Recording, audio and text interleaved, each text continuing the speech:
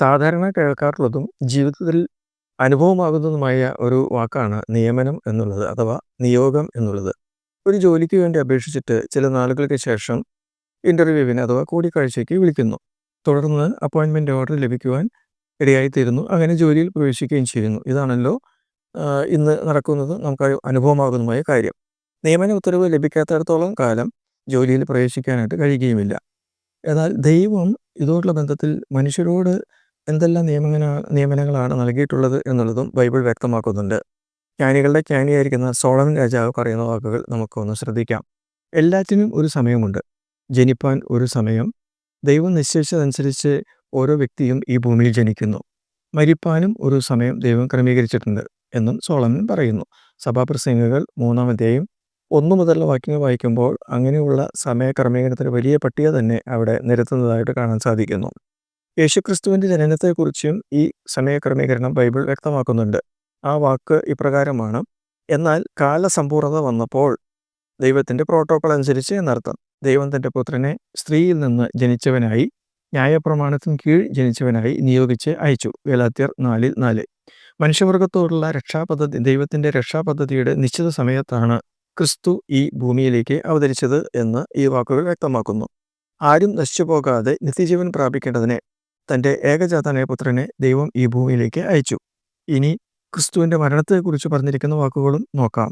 നാം ബലഹീനരായിരിക്കുമ്പോൾ തന്നെ ക്രിസ്തു തക്ക സമയത്ത് അഭക്തരായ നമുക്ക് വേണ്ടി മരിച്ചു. റോമർ 5:6. നിത്യജീവൻ പ്രാപിക്കുവാനായി ദൈവം ഓരോരുത്തരെയും മുൻ നിയമിച്ചു എന്ന് ബൈബിൾ വ്യക്തമാക്കുന്നു.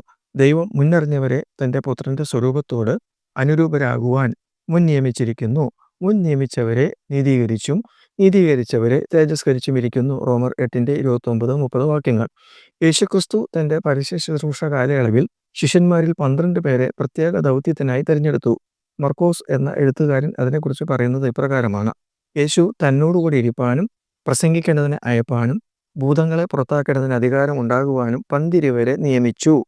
മർക്കോസ് 3:14. സെയിൻറ്റ് പോൾ പറയുന്നത് ഇപ്രകാരമാണ്. തൻ്റെ ജീവിതത്തോടുള്ള ബന്ധത്തിലാണ് അത് പറയുന്നത്: എനിക്ക് ശക്തി നൽകിയ ക്രിസ്തു യേശു എന്ന നമ്മുടെ കർത്താവ് എന്നെ വിശ്വസ്തൻ എന്ന് എന്നെ ശുശ്രൂഷയ്ക്ക് ആക്കിയത് കൊണ്ട് അഥവാ നിയമിച്ചതുകൊണ്ട് ഞാൻ ദൈവത്തെ സ്തുതിക്കുന്നു. 1 തീമോഥെയോസ് 1:12. ഞാനും നിങ്ങളും ഉൾപ്പെടുന്ന സകല മനുഷ്യരെയും ദൈവത്തിൻ്റെ മക്കൾ എന്ന സ്ഥാനത്തേക്ക് നിയമിക്കുവാൻ രക്ഷാനായകനായ ക്രിസ്തു മരണം അനുഭവിച്ചു. ദൈവത്തിൻ്റെ പദ്ധതി ആ നിലയിൽ നടപ്പിലാക്കുവാൻ ഇടയായിത്തീർന്നു.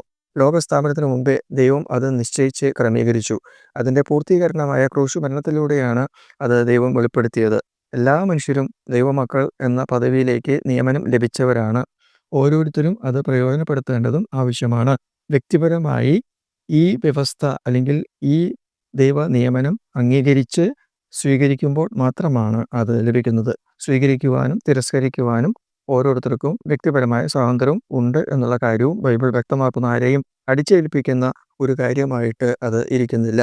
അതുകൊണ്ട് ബുദ്ധിപൂർവം ജീവിതത്തെ വിലയിരുത്തിക്കൊണ്ട് ഒരു വലിയ ന്യായവിധിക്കും കൂടി ദൈവം മനുഷ്യനെ നിയമിച്ചിരിക്കുന്നു എന്നുള്ള വസ്തുതയും ബൈബിൾ പറയുന്നുണ്ട്. അതുകൊണ്ട് തീർച്ചയായിട്ടും നമ്മുടെ ജീവിതകാലത്ത് ബുദ്ധിയും വേഗവും തീരുമാനം എടുക്കുവാനും നമുക്ക് സാധിക്കുന്ന ഈ സമയത്ത് നല്ല തീരുമാനമെടുത്ത്, ഞാൻ എന്തുകൊണ്ട് ഈ ഭൂമിയിലേക്ക് ജനിക്കുവാൻ ദൈവം നിയമിച്ചു, എന്തുകൊണ്ട് ജീവിക്കുവാൻ നിയമിച്ചു, എന്തുകൊണ്ട് ഇനി മരണത്തിന് എന്നെ നിയമിച്ചിരിക്കുന്നു എന്നുള്ള കാര്യം മനസ്സിലാക്കി കർത്താവായ യേശുക്രിസ്തുവിൽ വിശ്വസിച്ച് ദൈവത്തിൻ്റെ മക്കളായി തീരുവാൻ ഇത് മുഖാന്തരം, ഈ സന്ദേശം മുഖാന്തരം ഇടയാകട്ടെ എന്നുള്ള പ്രാർത്ഥനയോടെ ദൈവം നിങ്ങളെ ഓരോരുത്തരെയും അനുഗ്രഹിക്കട്ടെ.